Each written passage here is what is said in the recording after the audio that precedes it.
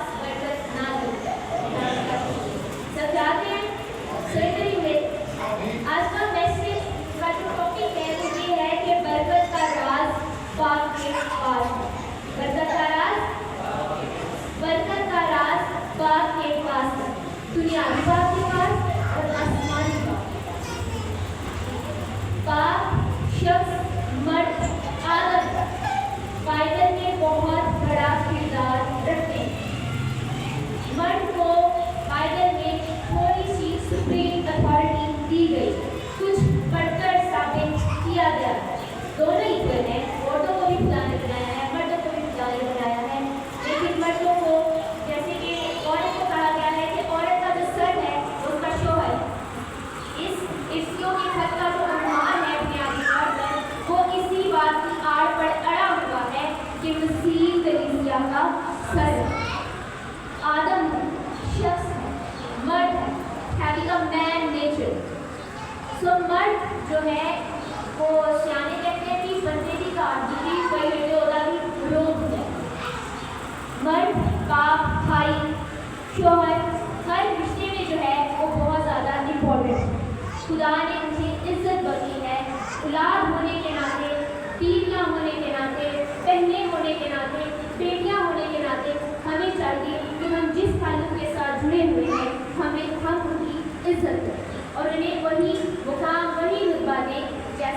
खुदा के कलाम में लिखा गया।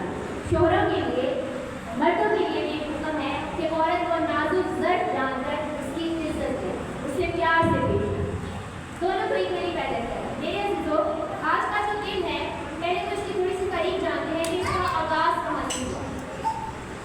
तो आज का जो दिन है फादर्स डे का दिन, ये कोई स्टार्ट से या बाइबल में तो हम लोगों को मिलता नहीं है। ऐसा कुछ है किसी ने पढ़ा हो कि बाइबल में मिले हम लोगों को? ऐसा कुछ नहीं है। इसका आगाज़ जो है मदर डे को देखते हुए किया गया। एक लड़की थी जिसका नाम था स्नोरा स्पार्ट। स्नोरा स्पार्ट का नाम था और ये डीसी वाशिंगटन यानी कि अमेरिका के दारुल हुकूमत में रहती थी। ये लोग 6 बहन भाई थे। इनके वालिद साहब जो थे वो आर्मी के ऑफिसर थे और इनके वालिद साहब की जो बर्थडे थी वो 5 जून को आया करती थी। ये लोग जो थे ना, जब छोटे थे 6 के 6 बहन भाई, इनकी मामा की डेथ हो।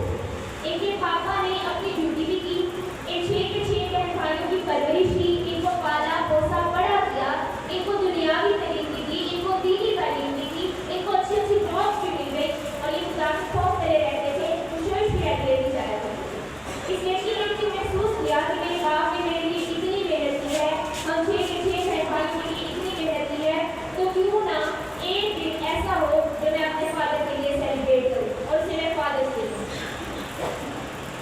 ऐसा होता है कि अपनी कलीसिया में जाता है। इसका आगाज़ चर्च से हुआ है, इसलिए हमारे लिए जरूरी है। अपनी कलीसिया में जाती है, चर्च में जाती है, किसी वाशिंगटन जहाँ में ये रहती थी अमेरिका में, वहाँ चर्च में जाती है, अपनी कलीसिया के सरबराह से कहती है कि यूँ हमारे वालिद साहब ने हमारे लिए बहुत सारी कुर्बानियाँ दी हैं और मैं चाहती हूँ कि 5 जून जो उनकी बर्थडे का दिन है, मैं चाहती हूँ कि उस दिन एक दिन मेरे फादर के लिए फादर्स डे सेलिब्रेट करें। उसके चर्च की बात कैसी रहती है? भाई साहब कहते हैं ठीक है जी, हमारी चर्च की बड़ी एक्टिव मेंबर है, कह रही है तो हम ऐसे करते हैं। तो 1910 को जो है पहला फादर्स डे डीसी वाशिंगटन में स्नोरा स्पार्ट ने अपने फादर विलियम जैक्सन के लिए मनाया था। लेकिन बाद में 1966 में अमेरिका के प्रेसिडेंट ने इसे सरकारी तौर पर मनाने का हुक्म दे दिया कि जी ये बहुत अच्छा दिन है कि हम बाप के लिए जिस तरह मदर्स डे सेलिब्रेट किया जाता है, बाप के लिए भी एक दिन मुख्तस करें और उसकी अजमत के लिए इस दिन को दे दें। लेकिन मेरे ख्याल में कोई ऐसा दिन नहीं है जो बाप के बगैर हो, क्योंकि बाप एक बहुत अजीम हस्ती है, जैसा कि मैं पहले बता चुकी हूँ। तो हर चीज़ बाप के होने से ही है। मेरे अजीजों, अब मैं बढ़ती हूँ अपने टॉपिक की तरफ, जो कि है बरकत का राज बाप के पास। यहाँ पर पौलुस मसीह की मोहब्बत के मुतालिक बयान कर रहा है। इस सबब से मैं उस बाप के आगे झुकने टेक रहा हूँ जिससे आसमान और जमीन का हर एक खानदान नाम है। यहाँ एक बात जाहिर की जा रही है, वो बात जो जाहिर की जा रही है वो ये है कि हर एक खानदान जो आसमान के नीचे है वो उस आसमानी बाप से नामजद है। हम सब का बाप, हमारे वालिदैन का बाप, उनके दादा परदादा बाओजदाद का बाप ही आसमानी बाप है, जिसके होने से ही हमें वालिदैन की बरकत है, हमारे वालिदैन को औलाद की बरकत है। तो वो बाप है वो भी इससे बर्बाद है। वो कहता है कि मैं उसके सामने घुटने टेकता हूँ जिसने जमीन का हर एक खानदान बिला तफरीक मजहब, बिला तफरीक नस्ल, बिला तफरीक किसी भी और चीज़ के कहा गया है कि मैं उसके सामने घुटने टेकता हूँ जिससे जमीन का हर एक खानदान नामजद है, यानी कि हमारा आसमानी बाप। हमें बाप कहने का हक उसने खुद दिया है कि हम ले पा रहे हैं ना, रूह से खरीद, हम लोगों को खरीद लिया गया लहू से और फिर लेकर पा लिया और हमें अब बाप कहने का हक बचा। अलिफ बे अलिफ अब्बा, इंग्लिश में पढ़े तो ABBA अब्बा। एक ऐसा लफ्ज़ है जो ग्रीक जुबान से ट्रांसलेट किया गया है और इसको जिस मर्जी लैंग्वेज में आप लोग लिख लें, जिस मर्जी लैंग्वेज में आप लोग देख लें, अब्बा अब्बाई। अब्बे का दिल भी अब्बे नहीं रहेगा, नॉन चेंजेबल, कोई नहीं बदल। कैसा लफ्ज़ है कि आसमानी बाप को भी हम अब्बा कहकर पुकार सकते हैं कि वो हमारा आसमानी बाप है और अपने बाप को भी हम लोग अब्बा कहकर पुकारते हैं। कैसा दिल है। अगर ज़बूरों का मुतालिया किया जाए तो ज़बूरों में लिखा है कि जैसे बाप अपने बेटों पर तरस खाता है, वैसे ही आसमानी बाप पे जो उन पर तरस खाता है। बाप ने और आसमानी बाप ने ये नहीं कह रही कि बाप जो दुनियावी बाप है वो आसमानी बाप जितना रुका रहते हैं, मगर ये पाई जाती है। जैसे आसमानी बाप का दिल हमसे कभी नहीं बदलता, उसी तरह दुनियावी बाप का दिल भी हमसे कभी नहीं बदलता। बरकत जो है खुदा ने वो बाप के हाथों में रखी है। औलाद को जो बरकत मिलती है वो हमेशा बाप की तरफ से मिलती है। अगर इस चीज़ पर जो है आप लोग मेरे साथ थोड़ा सा पीछे सैर करें पुराने अहदनामा की, तो आइए हवाला निकालिए पैदाइश की किताब उसका 27वां बाब उसकी 27 से लेकर 29वीं आयत में लिखा है।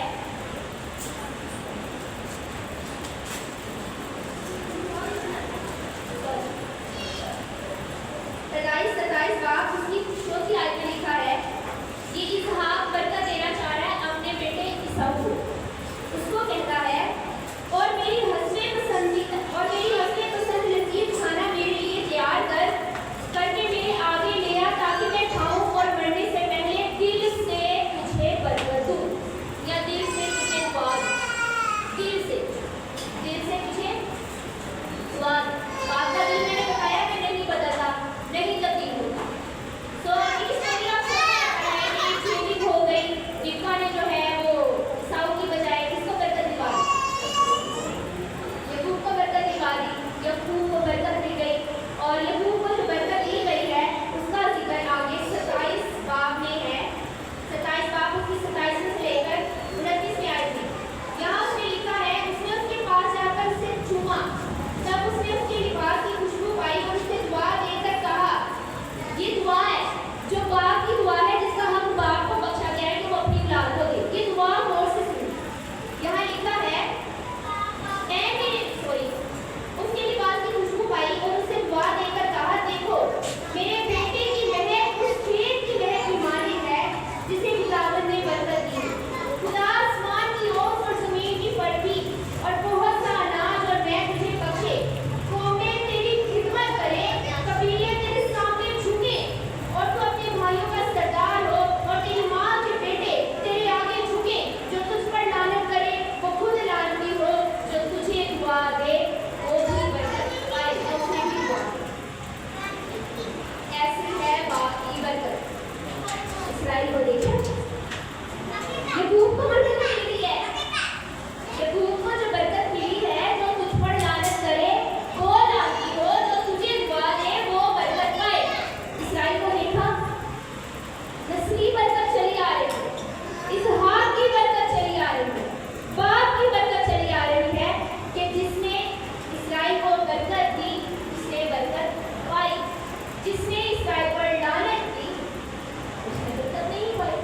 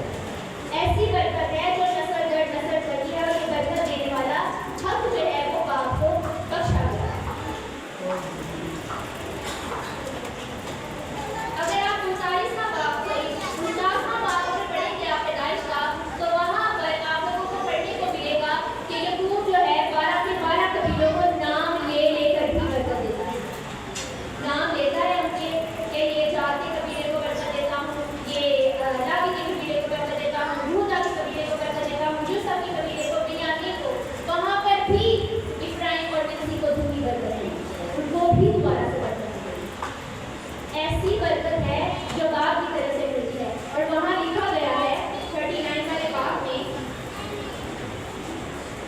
49 वाले बाब में लिखा गया है, उन लड़कों को बरकत दे जो मेरा और मेरे बाप दादा इब्राहिम और इसहाक का नाम है। ऐसी बरकत मिली है जो पुश्तों के नाम से है, दादा और दादा बाप। ये बरकत है जिसका राज जो है बाइबल में छुपा हुआ है, उसका ताल्लुक जो है वो बाप के साथ, उसके साथ है बाप के साथ। अगर हम बात करें एक और सादा सी मिसाल की, तो वो है दाऊद।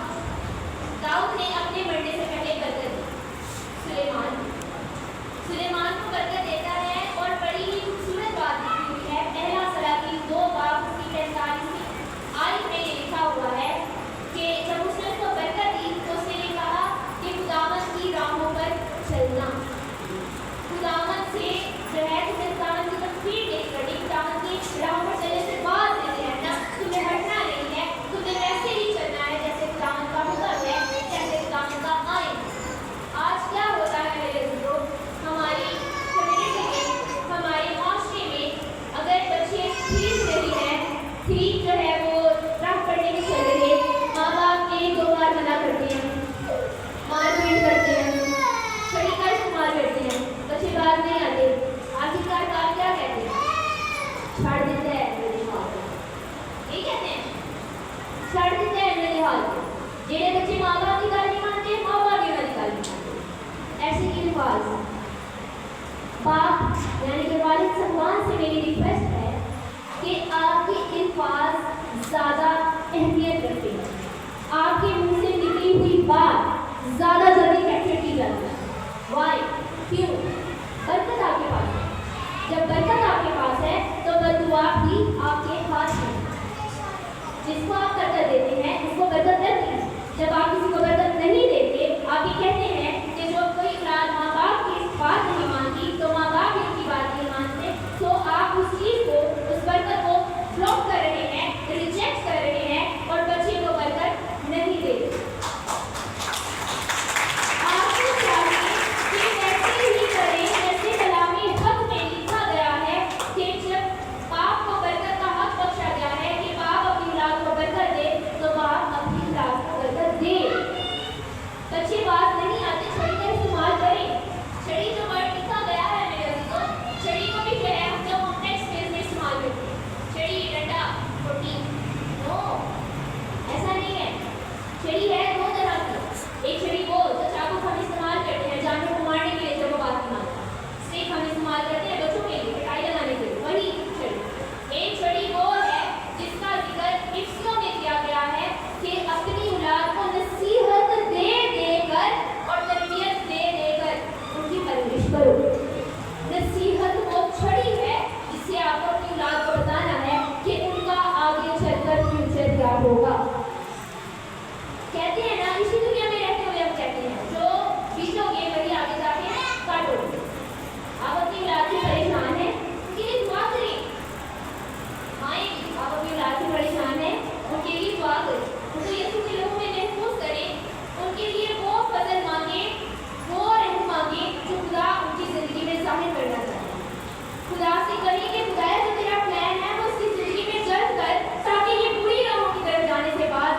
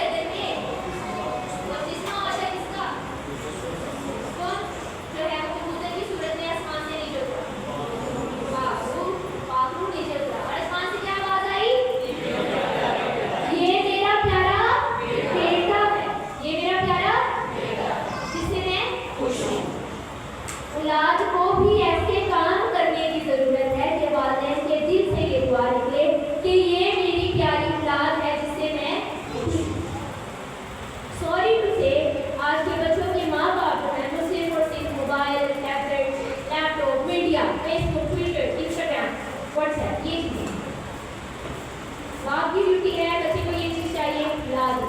माँ की ड्यूटी है उसको भूख लगी उसको खाना बनाना है। बच्चे की ड्यूटी है बच्चा पढ़ रहा है, उसके बाद ड्रामे देख रहा है, मूवी देख रहा है, लैपटॉप देख रहा है, न्यूज़ चला रहा है, फेसबुक इंस्टाग्राम जो देख रहा है वो देख रहा है। आया हम लोग अपने बच्चे को लेकर दुआ में बैठते हैं? आया हम लोग ये कहते हैं कि आओ हम लोग फैमिली प्रे करेंगे, आओ हम लोग इकट्ठे बैठे?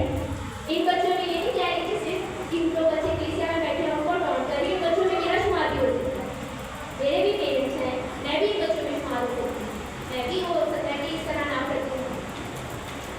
यानी कि हम लोगों को आज ऐसी नसीहत पकड़ने की ज़रूरत है, औलाद को भी ऐसी नसीहत पकड़ने की ज़रूरत है कि हम लोग हैं उस चीज़ के मुताबिक होते हैं जो खुदा चाहता है। अगर आप इफ्तियों ही का कर ये हवाला जो मैंने आप सबके सामने पढ़ा था, इससे अगला वाला बाब अगर आप पढ़ें, छठा बाब, ये औलाद और वालिदैन दोनों के लिए। छठा बाब इसमें लिखा गया है पहली आयत से, ऐ फर्जंदों खुदावंद में, ये औलाद के लिए है, ऐ फर्जंदों खुदावंद में अपने माँ बाप के फरमाबरदार हो क्योंकि ये वाजिब है। अपने माँ बाप की इज्जत करो। आगे ब्रैकेट में लिखा है ये पहला हुक्म है जिसके साथ वादा भी है। इज्जत करोगे उम्रदराज को, इज्जत नहीं करोगे तो फिर वही कुछ होगा जो आपके नसीब में लिखा होगा। यानी कि आप लोगों की वैल्यू, आप लोगों की कदर कीमत, पाप जो दुनियावी है उसके सामने करो, पाप जो आसमानी है उसके सामने करो। आपके लिए बेहतर है कि आप लोग अपनी ज़िंदगी को तब्दील करें। आया वैसे करने की कोशिश करें या वैसे हो, यानी कि एक सिंपल मिसाल है जैसे कि आप वैसा नहीं मिजाज रखते जैसा मसीह आप कामिल नहीं बन सकते, हम कामिल नहीं बन सकते, हम आम इंसान हैं। हाँ, लेकिन हम कमाल करने की कोशिश जरूर कर सकते। कोशिश दर पे कोशिश आपको बेहतर बना देती है और वो बना देती है जो खुदा चाहता है। आगे लिखा है तेरा भला हो और तेरी उम्र जमीन पर दराज हो। आगे वालिद साहबान के लिए लिखा है, अगर आप इसका ये जो मैं आयत पढ़ने लगी हूँ ना, इसका अगर आप ओरिजिनल कॉन्टेक्स्ट देखें ना, जहाँ पे लिखा हुआ है ए औलाद वालों, इसका ओरिजिनल कॉन्टेक्स्ट ग्रीक में है। ग्रीक यानी यूनानी जुबान में है और यूनानी जुबान में से कहा गया है ए फादर। फादर की फिदर से ये लफ्ज निकला है, फिदर मेरे बाप, यानी यहाँ लिखा हुआ है ए बापो, ए मतलब ये वालिद साहब, ठीक है, ज़्यादा है, जवान। उनको कहा गया है तुम अपने फर्जंदों को गुस्सा ना दिलाओ बल्कि खुदावंद की तरफ से तरबियत और नसीहत दे देकर उनकी परवरिश करो। यहाँ छड़ी का इस्तेमाल किया है। कौन सी छड़ी? नसीहत की छड़ी। नसीहत की छड़ी इस्तेमाल करनी है ताकि ये लोग खुदा की राह पर परवरिश पाएं। नसीहत की छड़ी इस्तेमाल करनी है ताकि ये लोग किसी चीज़ पर भी इस चीज़ से मुनकर ना हो सके कि हम इस हुक्म पर अमल नहीं करें। आज के दौर में मेरे अजीजों, बाप की भी, माँ की भी, औलाद की भी प्रायोरिटी सिर्फ दुनियावी फिक्रों तक रह गई। बच्चे की ज़रूरियात, घर की ज़रूरियात, बिल, पानी, ये वो पता नहीं क्या, कपड़े, सिर्फ ये बुनियादी ज़रूरियात से बुनियादी ज़रूरियात के लिए हमारे ख़ानदान घूमते रहते हैं, हम घूमते रहते हैं और बस, इसके अलावा और कुछ भी नहीं है। मत्ती की इंजील उसके 6 बाब उसके 25 से 26 की आयत में लिखा हुआ है, इसलिए मैं तुमसे कहता हूँ कि अपनी जान की फिक्र ना करना कि हम क्या खाएंगे क्या पिएंगे, और ना अपने बदन की कि क्या पहनेंगे। क्या जान खुराक से और बदन पोशाक से बढ़कर नहीं? हवा के परिंदों को देखो, न बोते हैं, न काटते हैं, न कोठरियों में जमा करते हैं, तो भी तुम्हारा आसमानी बाप उनको खिलाता है। क्या तुम्हारी कदर इन सबसे ज्यादा नहीं? हर चीज, पैदाइश की किताब पढ़े पहला बाब, हर चीज को कहा गया है हो जा, हो गई, इंस्टेंट, रोशनी हो जा, पानी अलग हो जा, हवा को जो है वो कहा गया फिजा बन जा, ये वो सब कुछ हर चीज को कहा गया। वाहिद एक चीज इंसान है जिसको हाथों से बनाया गया। वाहिद एक चीज इंसान है, शख्स एक इंसान है जिसे हाथों से तख्लीक किया गया है और कहा गया है कि तुम्हारी कदर इन सब चीजों से, हवा के चरित्र परिंदों से भी ज्यादा है। फिर क्यों दुनियावी फिक्रें आप लोगों को दबा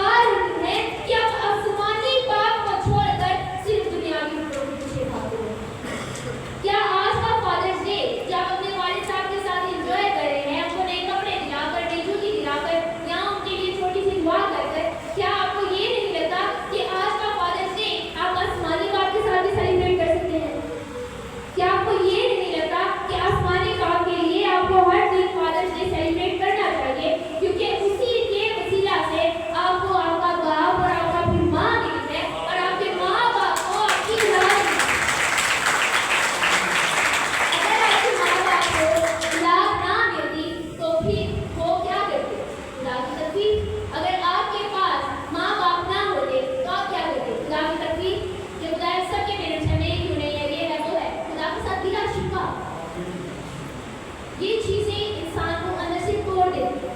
सो बेहतर है कि जो चीज़ें, जो ब्लेसिंग्स, जो नेमते हमारे पास है, उनकी कदर की जाए, क्योंकि यहाँ लिखा गया है कि उसको आपकी कदर, आपकी वैल्यू के बारे में पता है।